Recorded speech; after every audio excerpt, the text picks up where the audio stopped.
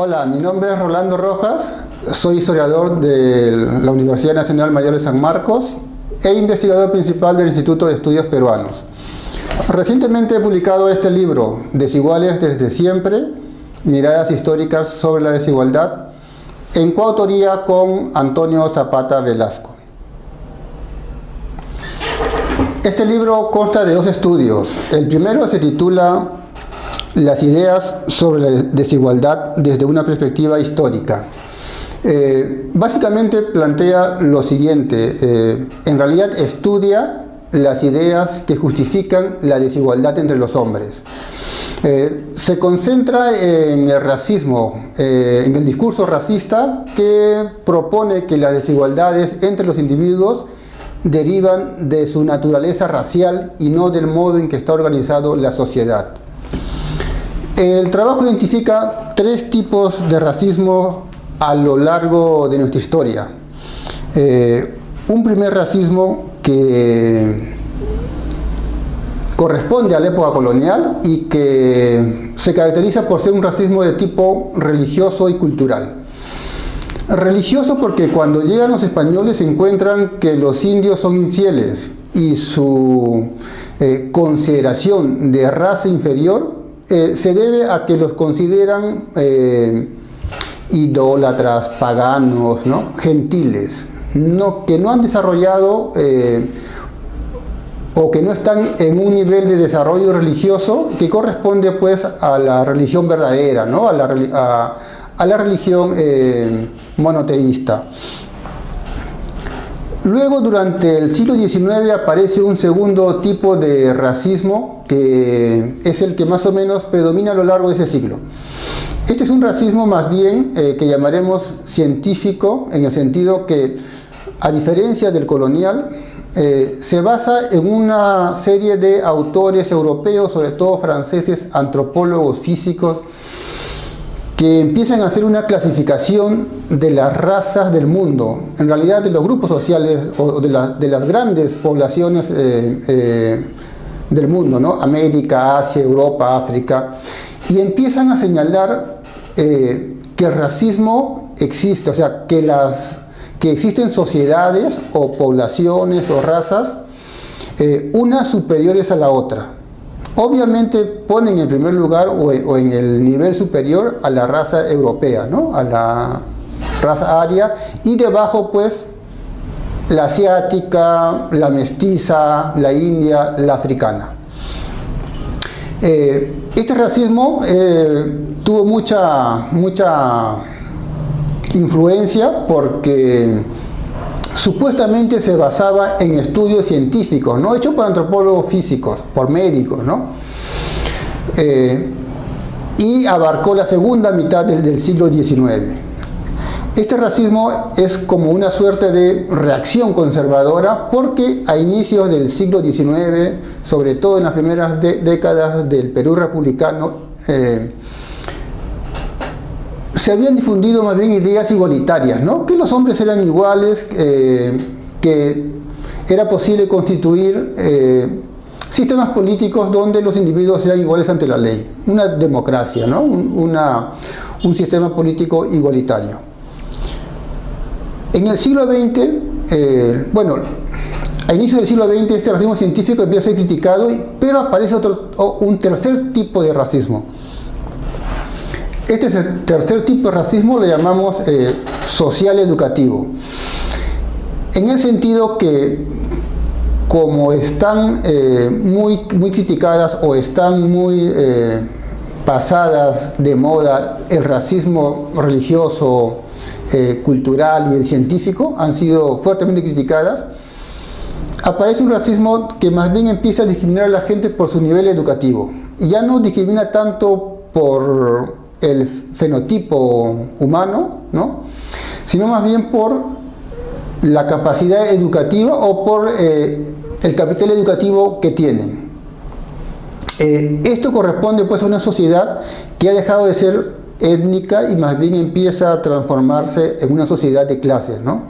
Donde lo económico y lo educativo empiezan a ser más bien factores de diferenciación social y de discriminación, ¿no? Empiezan a ser factores para constituir una nueva jerarquía. Entonces, en el siglo XX, lo nuevo en realidad es que la gente que tiene educación tiene posibilidades de integrarse en los estratos elevados, y la gente que no tiene educación empieza a ser discriminada por esa razón. Uno lo puede ver incluso hace poco en el caso de Pablo Secada, ¿no? Cuando está ofendiendo a la mujer policía, no la está ofendiendo por sus atributos fenotípicos, ni por su religión, ¿no? Ni por su idioma, lo está ofendiendo por su nivel educativo. Él se presenta como un hombre que ha estudiado en la Universidad de Chicago y ella le comenta que ella proviene de un CNCAPE, ¿no? Donde supuestamente ahí ha estudiado leyes. Bueno,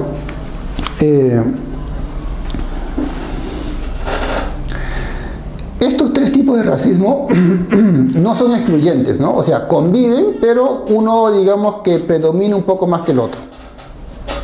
Todavía es posible ver algún tipo de racismo fenotípico, ¿no? Pero el educativo parece ser actualmente el que está en boga.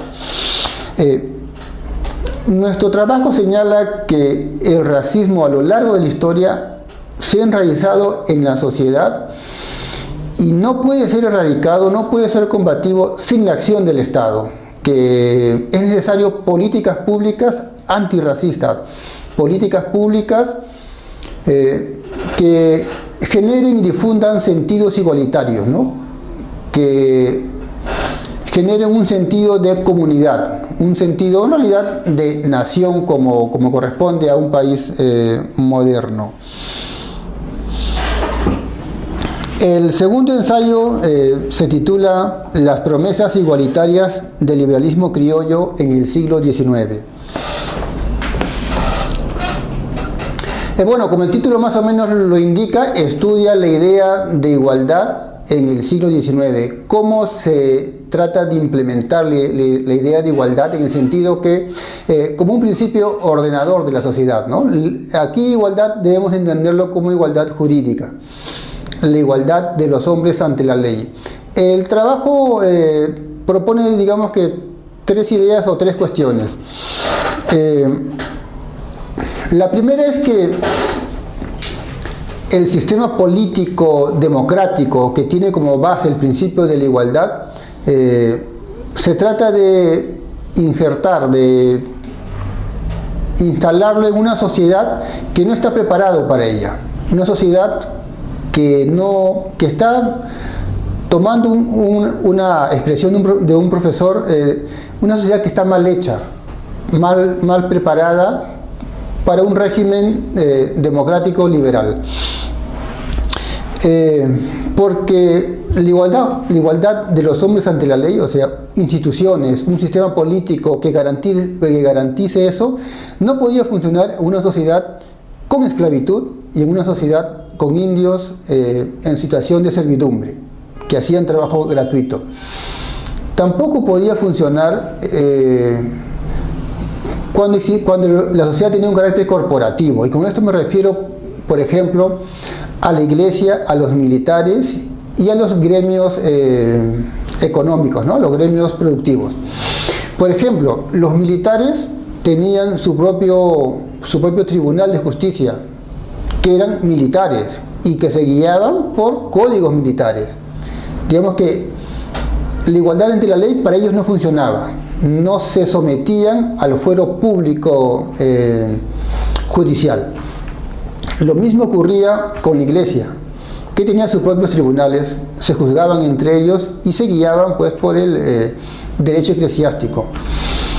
El tribunal del consulado, que agrupaba a los comerciantes más importantes de la ciudad, tenía lo mismo, tenía su propio tribunal donde eran comerciantes quienes administraban justicia, y lo hacían también a partir de normas internas, ¿no?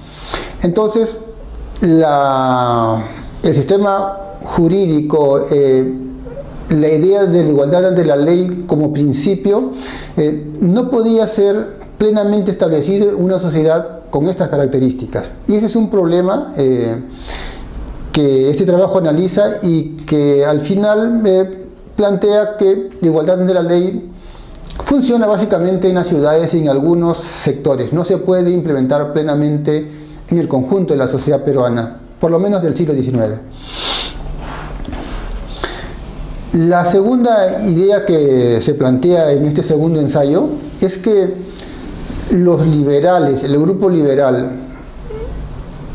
que es el grupo que debe conducir el proceso de democratización, de instauración de instituciones democráticas e igualitarias, es un grupo muy pequeño, es un grupo sin la fuerza suficiente para imponerse sobre los conservadores.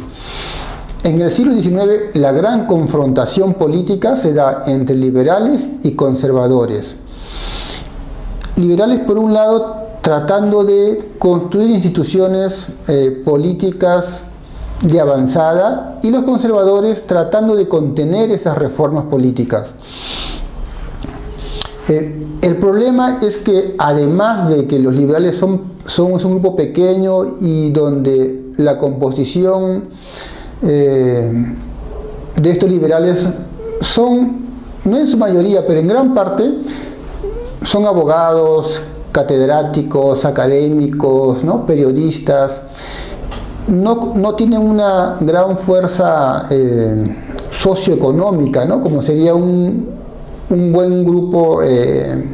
Generalmente la fuerza económica liberal son comerciantes y manufactureros, ¿no? Los liberales del siglo XIX carecían de esta base social. Y por otro lado, estos liberales nunca decidieron atacar la base social de sus oponentes, de los conservadores. Y la base social de los conservadores era la gran propiedad. Eran estos terratenientes que mantenían a los indígenas bajo regímenes de servidumbre, ¿no? Como los liberales no atacan la base social de los conservadores, tenemos en realidad un sistema que solamente funciona parcialmente, y tenemos a un vigoroso grupo conservador conteniendo las reformas políticas liberales. La tercera idea que plantea este ensayo es que no solamente tenemos a unos liberales moderados y pequeños, ¿no? O que no representan un movimiento mayoritario en el Perú, sino que a fines del siglo XIX estos liberales hacen un giro hacia el conservadurismo. En las últimas décadas del siglo XIX, de los 70 hacia adelante, soplan en el mundo, en realidad, en América Latina, en Europa, corrientes conservadoras. Me refiero básicamente aquí al positivismo. Y también al racismo científico. El positivismo y el racismo científico refuerzan y vigorizan las ideas racistas, ¿no? Supuestamente sostenidas sobre estudios científicos, ¿no? Como mencionaba hace un momento, sobre estudios de la antropología física, de la medicina. Estas ideas tienen un gran impacto en las élites liberales y las convencen de que en el mundo la desigualdad puede tener una justificación o puede ser derivación de cuestiones de la naturaleza, ¿no? Cuestiones raciales, y por lo tanto que no se puede cambiar a través de la educación o de la política. La segunda cuestión que produce este giro de los liberales hacia el conservadurismo es el fracaso de la Guerra del Pacífico. Eh, Muchos intelectuales empiezan a explicar el fracaso, la derrota ante Chile, por la profunda inestabilidad política del Perú, que no permite organizar un Estado fuerte, un Estado sólido, porque al fin y al cabo son los Estados los que conducen la guerra. Y cuando empiezan a decir que la inestabilidad política, o sea, las guerras entre caudillos, son uno de los factores que provocan esta debilidad del Estado, también empiezan a señalar que esta inestabilidad política se debe a que las provincias, las regiones, movilizan a los indios en la época electoral, y es ahí donde se va generando la inestabilidad. Señalan que el voto indígena exacerba los antagonismos políticos, exacerba el caudillismo, exacerba la inestabilidad en las provincias, que luego se traslada también al centro, ¿no? A Lima. De modo que a lo largo del siglo XIX, los liberales habían estado defendiendo el derecho del indígena a votar, y más o menos se habían impuesto en esto. En este aspecto habían derrotado a los conservadores. Básicamente el indígena había votado a lo largo del siglo XIX, claro, en los niveles, digamos, parroquiales, ¿no? Tal vez no en el segundo nivel de los colegios electorales, pero sí en los niveles parroquiales. Bueno, en el año 1895-96, los liberales y los conservadores aprueban la reforma electoral que excluye a los analfabetos del derecho al voto. Esta exclusión de los analfabetos en realidad significaba la exclusión de los indígenas, que eran básicamente analfabetos. Cuando los liberales aprueban esto, cierran un ciclo de la historia política del Perú, un ciclo que se había caracterizado por la participación indígena en las elecciones y por el protagonismo indígena en las campañas electorales. Y más bien pasamos en el siglo XX a una época en la cual, a diferencia del XIX, el voto, los votantes se han reducido. Bueno, curiosamente esto sí genera un poco más de estabilidad, pero tampoco dura mucho, ¿no? La estabilidad dura, digamos, lo que dura la república aristocrática. Entonces, en el siglo XX más bien lo que vamos a tener es no tanto una preocupación por el derecho al voto, sino más bien vamos a tener una preocupación por las desigualdades socioeconómicas, ¿no?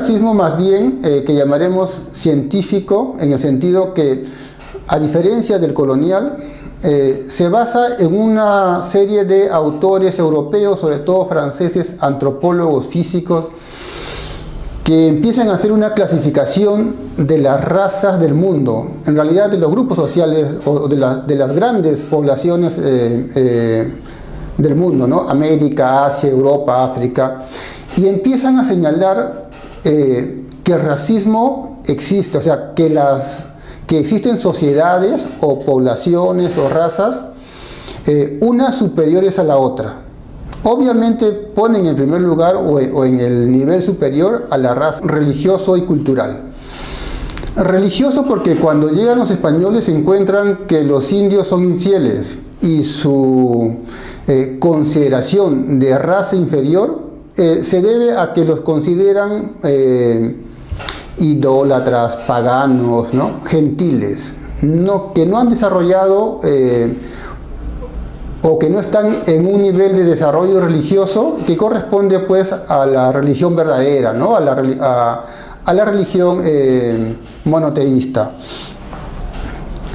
Luego, durante el siglo XIX aparece un segundo tipo de racismo que es el que más o menos predomina a lo largo de ese siglo. Este es una raza europea, ¿no? A la raza aria, y debajo pues la asiática, la mestiza, la india, la africana. Este racismo tuvo mucha influencia porque supuestamente se basaba en estudios científicos, ¿no? Hechos por antropólogos físicos, por médicos, ¿no? Y abarcó la segunda mitad del siglo XIX. Este racismo es como una suerte de reacción conservadora porque a inicios del siglo XIX, sobre todo en las primeras décadas del Perú republicano, desde una perspectiva histórica, básicamente plantea lo siguiente: en realidad estudia las ideas que justifican la desigualdad entre los hombres. Se concentra en el racismo, en el discurso racista que propone que las desigualdades entre los individuos derivan de su naturaleza racial y no del modo en que está organizado la sociedad. El trabajo identifica tres tipos de racismo a lo largo de nuestra historia. Un primer racismo que corresponde a la época colonial y que se caracteriza por ser un racismo de tipo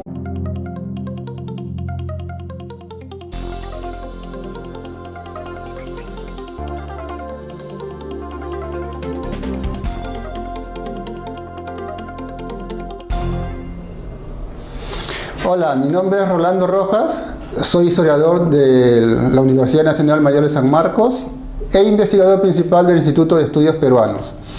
Recientemente he publicado este libro, Desiguales desde siempre, miradas históricas sobre la desigualdad, en coautoría con Antonio Zapata Velasco. Este libro consta de dos estudios. El primero se titula Las ideas sobre la desigualdad